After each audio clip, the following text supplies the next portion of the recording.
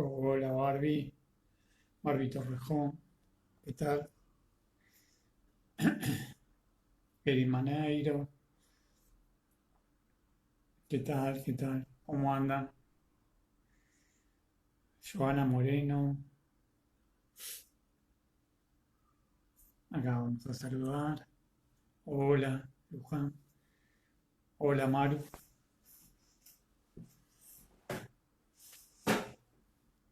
Cris, bueno, Joana, Cris, muy bien. Melis, a saludar acá.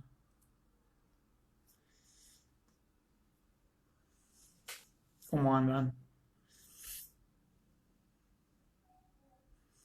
Yo ando un poco resfriado y con un poquito de fiebre. Espero que no me haya atacado el coronavirus. No sé, me parece que voy a tener que mañana irme, o hoy a la noche, irme a hacer un estudio porque ando con un poquito de resfrío. Mm. Cristian, amigo Cristian. Hola, Marcelo Menéndez. ¿Cómo andan? Bueno, hola, Caro. Ando resfriado, Caro, y ando con fiebre. Así que, eh, sí, no sé. Ahí me dice Giovanna, no sé. Sí, ando con fiebre y un resfrío y medio decaído. Pero bueno, estamos acá y después tengo el curso, ¿no? Después tengo el curso a las 7 de la tarde también. Así que, bueno, les agradezco que estén ahí. Así que, bueno, voy esperando que entren de a poquito. Son 5 y 3 minutos.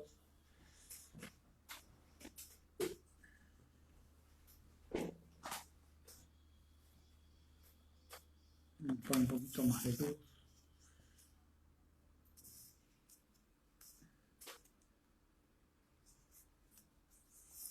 Ay, hola Marcelo, sí, buenas tardes. Vos estás también en un curso mío de, si no me equivoco, de repeta, notaste. Creo, porque son tantos alumnos que no recuerdo, pero creo que Marcelo Astiz, vos te anotaste en... Hola, Caro. Sí, no ando muy decaído y con mucha fiebre.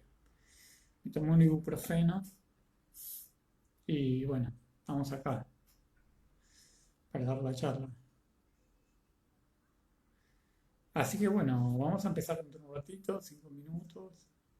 Lorena, Débora, ¿qué tal, Débora?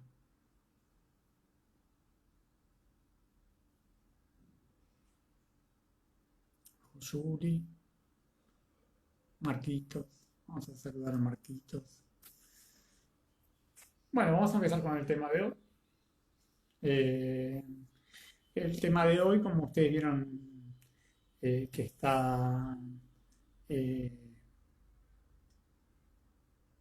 publicado, es el tema de talasemias, ¿sí? Es una enfermedad hematológica.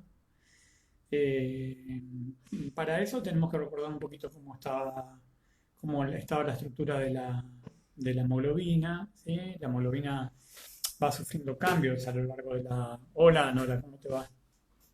Gracias, Melis. Sí, sí, lo vamos a guardar, sí. Maru, no te preocupes, lo vamos a dejar guardado. Eh, bueno, les decía, bueno, tenemos que ir hacia la estructura de la hemoglobina.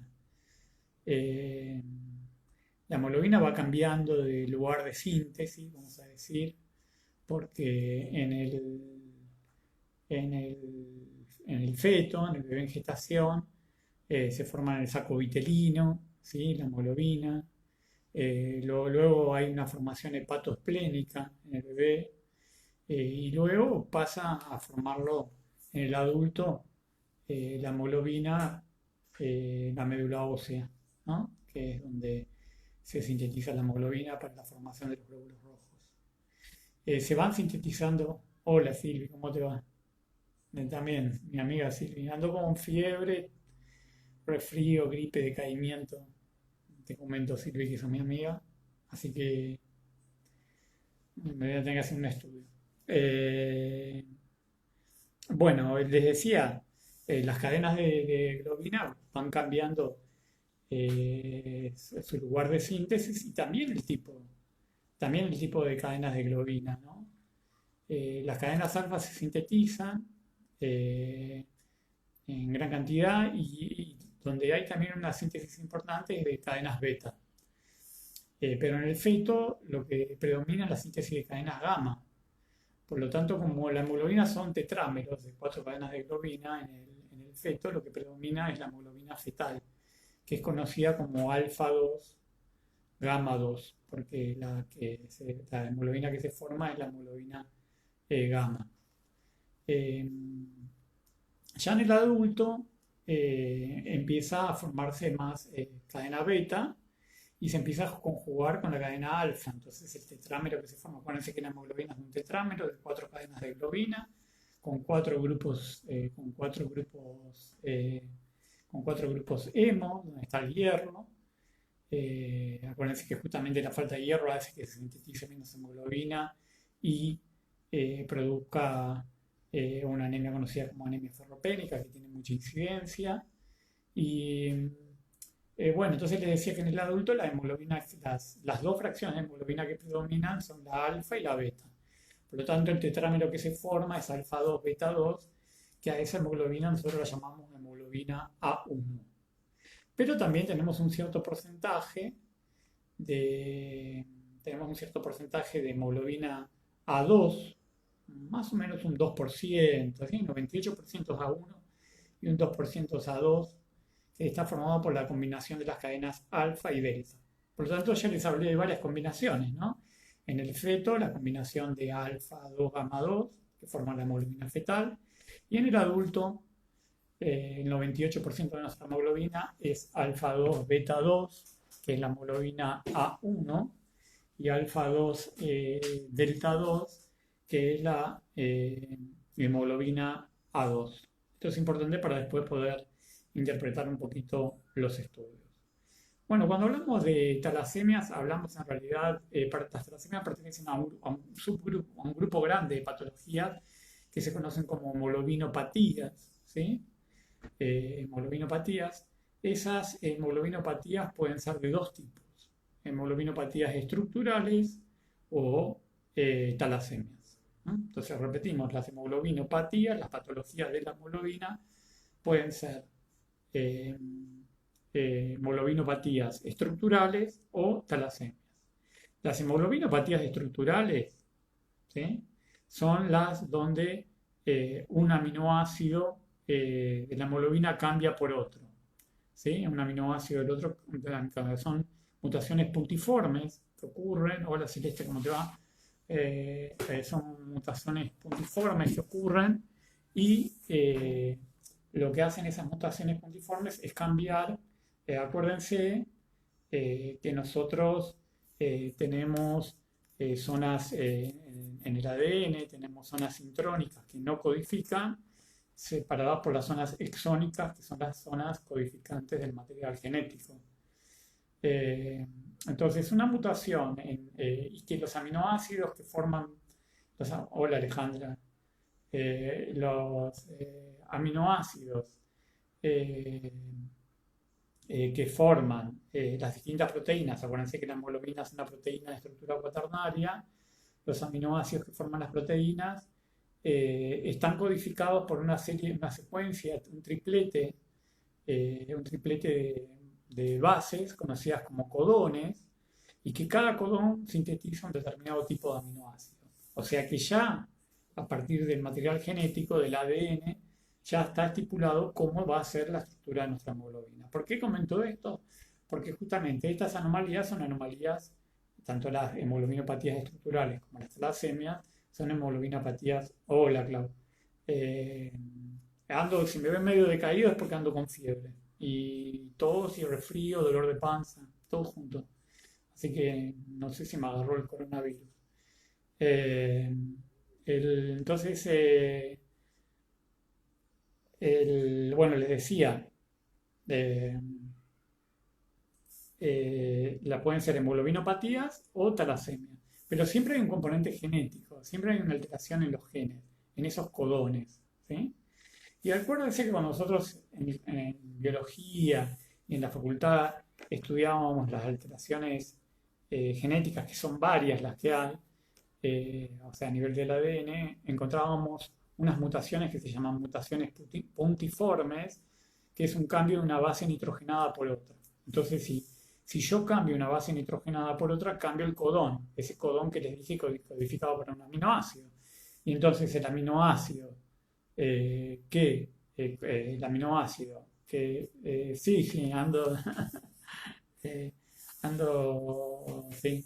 ¿cómo se llama? Con fiebre. Bueno, que, el aminoácido eh, que estaba yendo a ser, el aminoácido que estaba yendo a ser codificado por ese codón cambió. Y entonces tenemos un cambio de un aminoácido en la molécula. Ese cambio de un aminoácido por otro, ese cambio de un aminoácido por otro, ese que va a producir un cambio en un aminoácido, en la estructura de la hemoglobina, pertenecen a las hemoglobinopatías estructurales. ¿Sí? Hay más de 500 hemoglobinopatías estructurales. Al principio se le ponían letras, hemoglobina S, hemoglobina C, hemoglobina D, ¿sí? Y después se le fueron poniendo nombres de las ciudades, porque como son enfermedades genéticas aparecen por determinadas zonas, y entonces se le fue poniendo Barcelona, Baltimore, los distintos nombres de las distintas ciudades. Eh, y después ahora últimamente ya se pone directamente la mutación que ocurre, ¿no? Qué codón ocurre, qué cambio de aminoácido hay, ya se informa, la nomenclatura es así. Eh, bueno, esas son las hemoglobinopatías estructurales, ¿no? Cambios de un aminoácido por otro que va a cambiar las características fisicoquímicas de la hemoglobina. ¿Qué va a cambiar? Obviamente que si hay un cambio de un aminoácido por otro, depende en qué zona de la proteína esté. O sea, si ese cambio de aminoácido ocurre en la superficie de la molécula, puede ser que va a ser más visible, puede ser que le produzca un cambio en la carga eléctrica de la molécula de hemoglobina, puede ser que le produzca un cambio en la solubilidad, puede ser que le produzca cambios a nivel físico-químicos que nosotros los podemos detectar, porque si hay un cambio de solubilidad, con un test de solubilidad lo detecto. Y si hay un cambio en la carga eléctrica, yo lo puedo detectar haciendo una electroforesis de hemoglobina, ¿no? Acuérdense que la electroforesis de hemoglobina, ¿sí? La electroforesis de hemoglobina, nosotros la seguimos haciendo en el hospital nosotros la seguimos haciendo en el hospital en acetato de celulosa, ¿sí? En papel. Pero bueno, ahora ya hay electroforesis capilares, automatizadas, súper buenas, que yo ya he probado y visto, que son muy buenas, que son muy rápidas, que separan bien las bandas, ¿sí? Así que hoy ya tenemos electroforesis capilar. Nosotros en el hospital de clínicos hacemos electroforesis capilar a los proteinogramas y la electroforesis de acetato de celulosa la seguimos usando para eh, estudio de hemoglobinopatías. Bueno, entonces, dentro de esas hemoglobinopatías, que hay un cambio de un aminoácido por otro, hay dos súper conocidas que son la hemoglobina S, ¿sí? Una es la hemoglobina S, que hay un cambio de una timina por una adenina, entonces el codón citosina, timina, guanina cambia por un codón citosina, adenina, guanina, y entonces en la molécula hay un cambio de un glutámico por una valina. Eso pasa en la hemoglobina S. Eso hace que el glóbulo rojo, bajo condiciones de hipoxia, adopte una forma de media luna. Y a ese glóbulo rojo se lo conoce como drepanocito, ¿sí? Y la patología se llama drepanocitosis, ¿sí? La presencia de hemoglobina S se llama drepanocitosis. Esa palabra viene de una palabra inglesa que se llama sickle cell, célula media luna, la ciclemia, como le decían antes, que es esos esos glóbulos rojos en forma de media luna. Esos glóbulos rojos en forma de luna terminan produciendo crisis vasoclusivas en el vaso, ¿sí? Depende si la variante es heterocigota o si la variante es homocigota. Acuérdense, como en todas las patologías que vimos, que la variante heterocigota tenemos un aminoácido, tenemos un alelo cambiado, un gen cambiado y el otro que compensa, ¿no? Entonces la variante heterocigota siempre es mucho más benigna que la variante homocigota. Eso pasa para todas las patologías genéticas, ¿no? La variante heterocigota es mucho más benigna que la variante homocigota. Esa es la hemoglobina. Después tenemos la hemoglobina C, que hay un cambio de un glutámico por una lisina. Acuérdense que en el anterior dijimos un cambio de glutámico por valina. Y hace que la hemoglobina cristaliza dentro de la hemoglobina y se forman muchas células en diana, que nosotros llamamos dianocitos. Ustedes saben que en el glóbulo rojo normal la hemoglobina está en la periferia y en este caso la hemoglobina aparece precipitada en el centro y se llama dianocito o target cell. ¿Sí? Bueno, esas serían las dos hemoglobina. Hay montones, hay más de 500 hemoglobinopatías estructurales. Dije que había otro grupo, que justamente es el nombre del flyer de hoy. Dije que había otro grupo de patologías de la hemoglobina, que son las talasemias. ¿Mm? En las talasemias la definición es disminución o ausencia de la síntesis de cadenas de globina. Si la ausencia de la síntesis de cadenas de globina es en las cadenas beta, vamos a hablar de una beta talasemia. Y si la ausencia en la síntesis de cadenas es en las cadenas alfa, vamos a hablar de una alfa talasemia. ¿Sí? Entonces, tenemos beta talasemias, alfa talasemias. Las más comunes en nuestro país y con las cuales nosotros tenemos que hacer un criterio diferencial, también conocida como enfermedad del Mediterráneo, es la beta talasemia heterocigota, o enfermedad del Mediterráneo. Esa es la más común, en nuestro país, ¿sí? Es la más común en nuestro país porque es la más común en nuestro país porque nosotros hemos recibido una inmigración ítalo-española muy grande, ¿sí? Y la patología viene de la zona del Mediterráneo, ¿sí? Justamente una de las zonas más afectadas es la zona del Mediterráneo.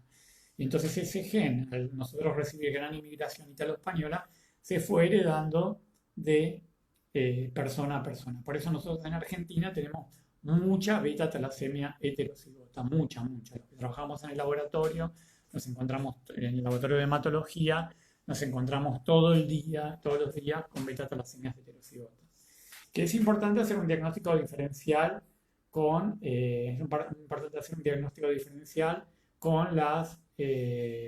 alfa talasemias, ¿no? Es importante hacer un diagnóstico diferencial con las alfa talasemias.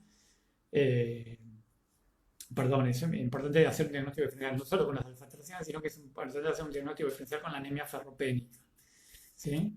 ¿Por qué es importante hacer un diagnóstico diferencial con la anemia ferropénica? Porque la anemia ferropénica es la causa más importante de anemia en el mundo. Y entonces, si nosotros tenemos anemia ferropénica y tenemos talasemia, y las dos anemias son microcíticas hipocrómicas, tenemos que hacer un diagnóstico diferencial, porque a la anemia ferropénica el médico le va a dar hierro, porque le falta hierro, en cambio la talasemia tiene exceso de hierro, ¿sí? Porque es una anemia que tiene problema en la incorporación del hierro al grupo hemo, ya que está afectada la síntesis de hemoglobina, y de esa forma el hierro en la beta talasemia heterocigota se va a encontrar ligeramente aumentado o aumentado. Incluso los valores de ferritina se van a encontrar aumentados. Entonces, como a partir del hemograma las dos anemias son microcíticas hipocrómicas, tenemos que hacer un diagnóstico diferencial, midiendo todos los parámetros de ferremia, transferrina, porcentaje de saturación, ferritina, todos esos estudios que hacemos nosotros y una electroforesis de hemoglobina, ¿sí?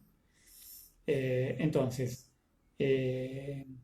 estaba hablando de las beta talasemias. En las beta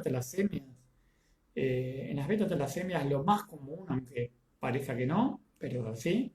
Lo más común a nivel genético son las mutaciones puntiformes, no son las delecciones. Delecciones es que se pierde un fragmento de material genético.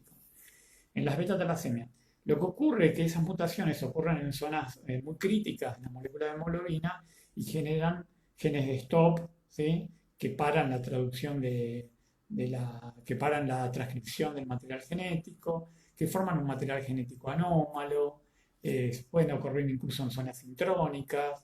Entonces, pero si la mayor parte de las alteraciones en beta-talasemia, sépanlo, son mutaciones puntiformes. Es raro que haya una delección, o sea, una pérdida de un pedazo del material genético.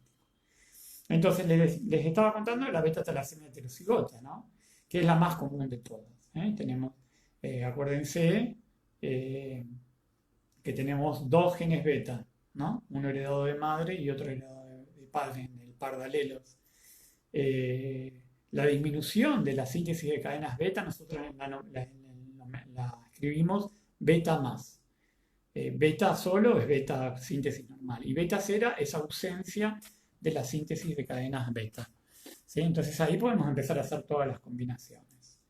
Cuando hay ausencia de síntesis de cadenas beta estamos en problema, porque ya no estamos en una talasemia minor o heterocigota, sino que estamos en una talasemia mayor, talasemia homocigota, que es una talasemia que ya aparece en los primeros años de vida de la persona, es una talasemia grave, produce una anemia sumamente grave, con presencia de muchas anomalías en los eritrocitos. El paciente requiere muchas transfusiones, requiere quelantes de hierro porque se le acumula mucho hierro en el cuerpo. Y entonces es como una talasemia heterocigota, una beta-talasemia heterocigota, pero exacerbada. ¿Sí? Entonces, es importante poder eh, eh, ¿cómo se llama? Descubrirla, diagnosticarla. Por eso es muy importante que nosotros hagamos los estudios electroforéticos de estas hemoglobinopatías y volviendo un poquito a la talasemia, eh, a la beta-talasemia heterocigota, en la beta-talasemia heterocigota, cuando yo hago una corrida electroforética, lo que veo es un aumento de la hemoglobina A2. ¿Se acuerdan que yo les dije al principio que tenemos un 98% de hemoglobina A1 y más o menos un 2% de hemoglobina A2? Bueno, cuando hay una beta-talasemia heterocigota, lo que yo veo en la corrida electroforética, beta-talasemia heterocigota, lo que yo veo es un aumento de hemoglobina A2. ¿Por qué ocurre ese aumento de hemoglobina A2? Porque si se están, la homocigota se da más en niños, sí, totalmente. Se da en niños, no más. Se da en los niños, ¿sí? Porque es tan grave que requiere tantas transfusiones, que requiere tanto uso de quelantes de hierro y que muchas veces requiere un trasplante de médula ósea, ¿sí? Como si fuera un proceso oncomatológico. Sí, se diagnostica más en la niñez, sí, totalmente, totalmente. Eh, bueno, les decía que bueno, lo que vemos es un aumento de hemoglobina A2. ¿Por qué vemos un aumento de hemoglobina A2 en la beta-talasemia heterocigota? Porque como está disminuida la síntesis de cadenas beta, ¿sí? Dijimos beta-talasemia heterocigota, nos están quedando un excedente de cadenas alfa. Hay unas alfa que no se pueden combinar con beta porque hay menos beta. Y esas alfas se combinan hasta un determinado límite porque es saturable el sistema con delta. ¿Se acuerdan que les hablé de la cadena delta? Y forman alfa 2 delta 2. Y alfa 2 delta 2 yo les dije que era hemoglobina A2. Por eso aumenta la hemoglobina A2 en la beta-talasemia heterocigota. Aumenta a partir de un 3,5%, puede llegar a tener 4, 5, ¿sí? No mucho más de 5 y pico, ¿sí? Porque el sistema es saturable, yo ya les dije, no, el sistema de combinación con cadenas delta de alfa es saturable, entonces no puede formar mucha más cantidad, pero está aumentado. En la beta-talasemia homocigota nada que ver, porque en la beta-talasemia homocigota lo que vemos es hemoglobina fetal, porque se combina con hemoglobina gamma, y lo que forma es un 98% de hemoglobina fetal, y la hemoglobina A2 puede estar normal, ¿sí?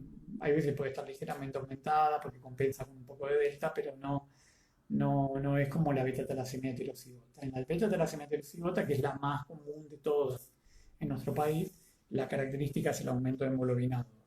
Le dije que teníamos que hacer una, un- un- una diferenciación con la anemia ferropénica, porque las dos son microcíticas hipocrómicas. Bueno, ya tenemos la electroforesis.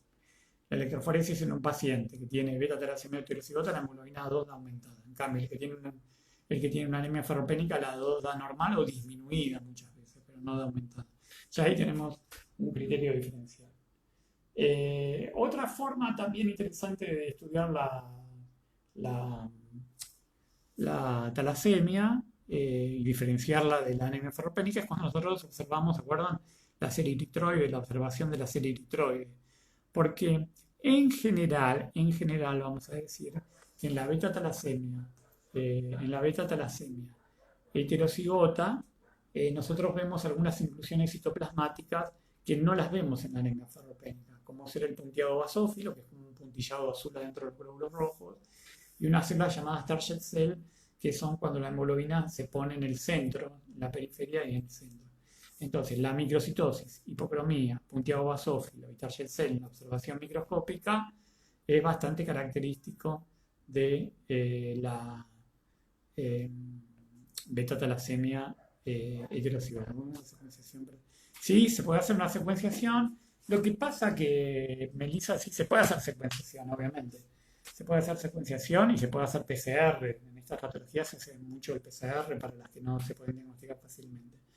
Pero realmente la beta-talasemia heterozigota es fácil de diagnosticar, sí, es fácil de diagnosticar porque, eh, vamos a decir, la beta-talasemia heterozigota pura, ¿no? Es fácil de diagnosticar porque lo que se ve es un aumento de hemoglobina 2 en una electroforesis en acetato de celulosa o en capilar. Sí se puede hacer una secuenciación para ver esa mutación puntual. Pero recuerden que son mutaciones puntuales, porque nosotros pensamos que la mutación puntual lo que va a hacer es un cambio de un aminoácido por otro, como pasaba con las hemoglobinopatías estructurales. Acá hay una mutación puntual, pero lo que hace es altera el splicing, aparece un stop codon, un codón de terminación donde no debería aparecer, pueden aparecer mutaciones en las zonas promotoras, o sea, tenemos un montón de mutaciones, por eso la variación en las mutaciones son muchísimas. O sea, dentro de la beta-talasemia heterozigota tenemos una gran cantidad de mutaciones. Por eso hay algunas que son más silentes, que no tienen manifestación clínica. Después tenemos la beta-talasemia intermedia y después tenemos la más demostrada, que es la que tiene más manifestación clínica. Siempre estoy hablando de la heterozigota. La homocigota tiene manifestaciones muy grandes con hemoglobina fetal, en la electroforesis de hemoglobina, y alteraciones muy grandes en la serie eritroide, ¿no? Hay presencia de eritroblastos, hay presencia de punteado basófilo, policromatofilia, tienen muchas alteraciones, una anemia muy intensa.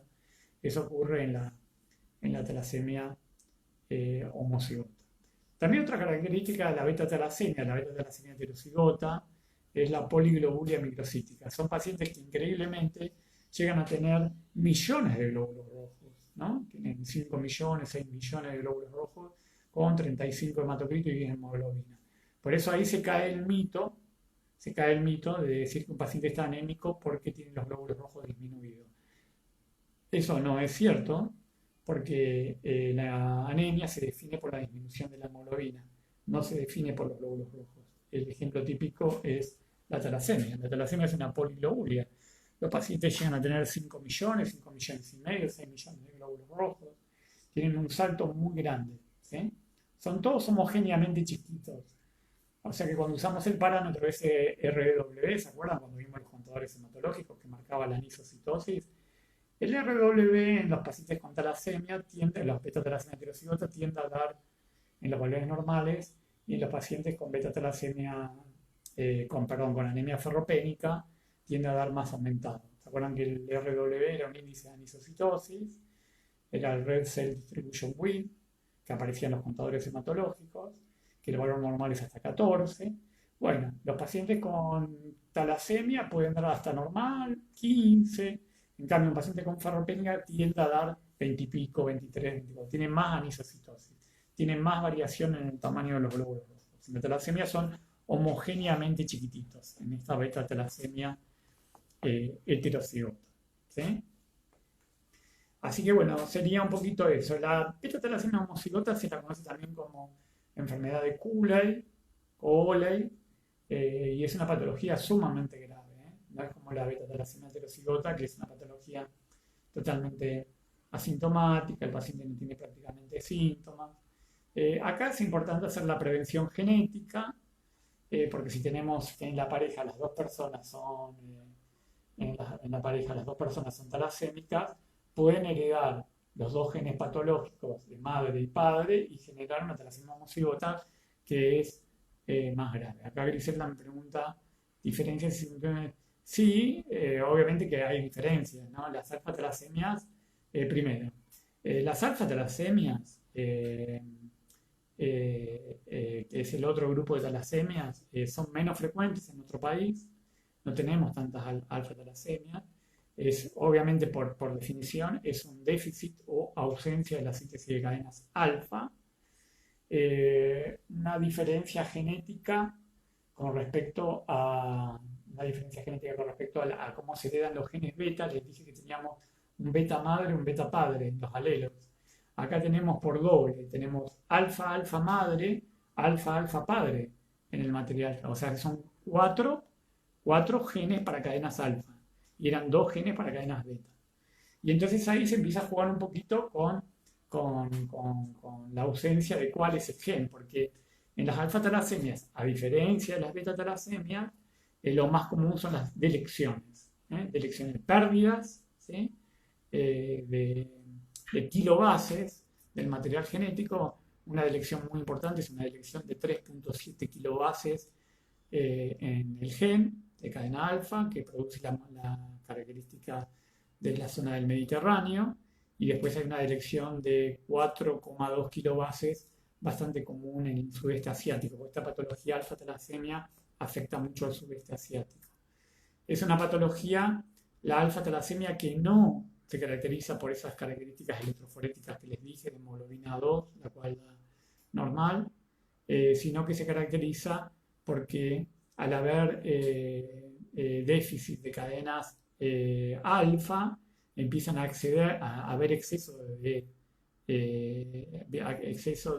beta, ¿sí? El exceso de betas forma tetrámeros beta 4 y ese beta 4 se llama hemoglobina H, y esa hemoglobina H corre en la electroforesis de hemoglobina por encima de la 1. Ustedes acuérdense que cuando hacemos la corrida electroforética, la que más corre es la 1 y la que corre menos es la 2, ¿no? Cargamos la zona negativa o ánodo o cátodo, perdón, y van hacia el ánodo o zona positiva. En una electroforesis normal yo tengo a 2% y 98% a 1. Ya les dije lo que pasaba en las beta-talasemias. En alfa-talasemia lo que yo puedo ver es un aumento de una hemoglobina que corre por encima de A1, que se llama hemoglobina H, que se caracteriza por formar un tetrámero, llamado beta 4. Si esa formación de alfa-talasemia ocurre en el feto, ¿no? Esa talasemia que ya ocurre en el feto, lo que va a ocurrir en el feto es que no se va a formar una beta 4, porque no hay beta, lo que hay es gamma. Y entonces en el feto se forma una gamma 4 que se llama hemoglobina de Bart, ¿sí? Que también es una hemoglobina inestable.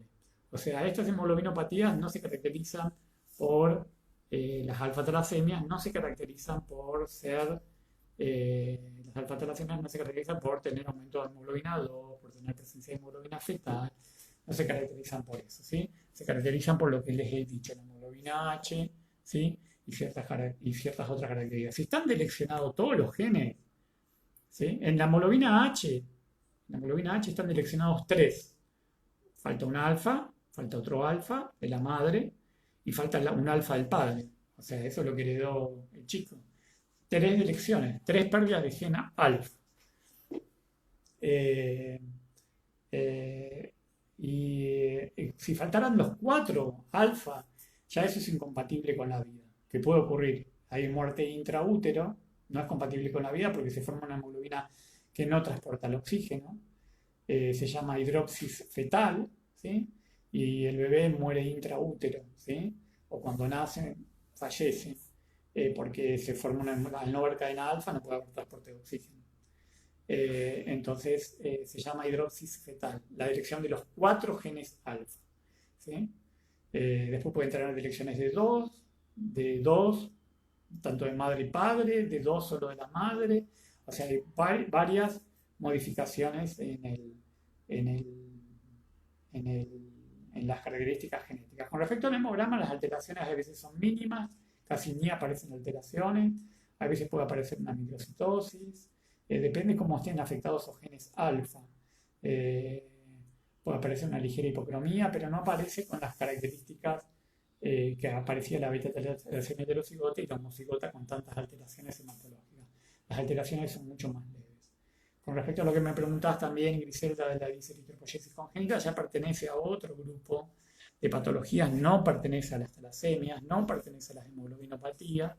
Son patologías donde se forman glóbulos rojos con núcleos discarióticos, donde los glóbulos rojos se forman como, no son redondos, hay una eritroblastosis muy grande y los núcleos se ven todos como lobulados.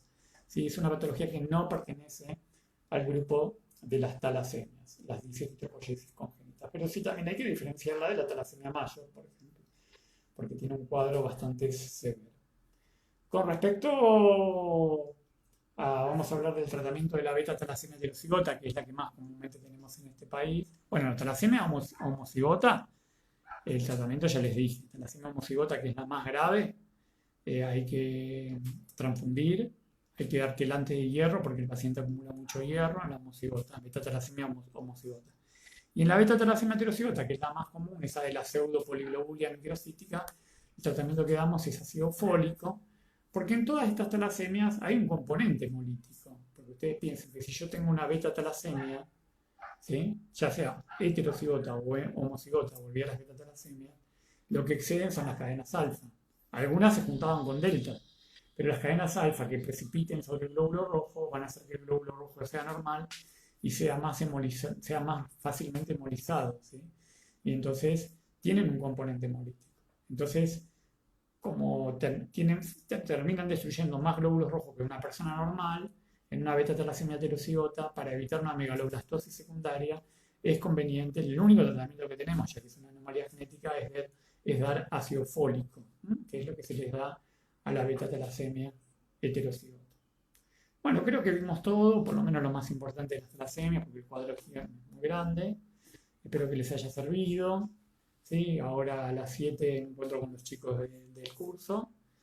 Eh, Así que bueno, les agradezco que hayan estado acá, contesté todas las preguntas que me hicieron. Les mando un beso súper grande. Espero que estén bien. Y bueno, los que me están escuchando que están en el curso, nos vemos a las 7 de la tarde. Nos vemos a las 7 de la tarde para el curso. Les mando un beso súper grande, que tengan buena semana y, y cualquier cosa me escriben por el directo. Les mando un beso súper grande. Muchas gracias por estar. Gracias. Gracias, Marcela Menéndez. Muchas gracias. Gracias. Gracias. Así que bueno, les comenté que estoy lidiando con esta fiebre que me tiene tirado, un poco de dolor de panza también, o sea, dolor de espalda, panza, fiebre. Sí, lo voy a subir, Mónica, lo voy a subir. Sí, ahora termino y le pongo en IGTV. Gracias, gracias. Pasamos por todas las talasemias, las beta, las alfa. Sí, incluso le hablé de hemoglobinas hepatías estructurales. Gracias, Nora. Gracias, Caro. Gracias por todo, Caro. Bueno, gracias, Silvi. Sí, ando bastante mal, vamos a decir. Pero bueno, tengo una responsabilidad con ustedes y bueno, y ahora tengo con el curso también. Así que tengo que hacerlo. Después veré qué hago con el médico.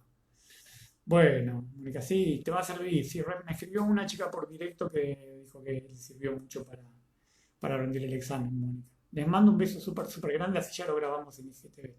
Gracias, Mónica.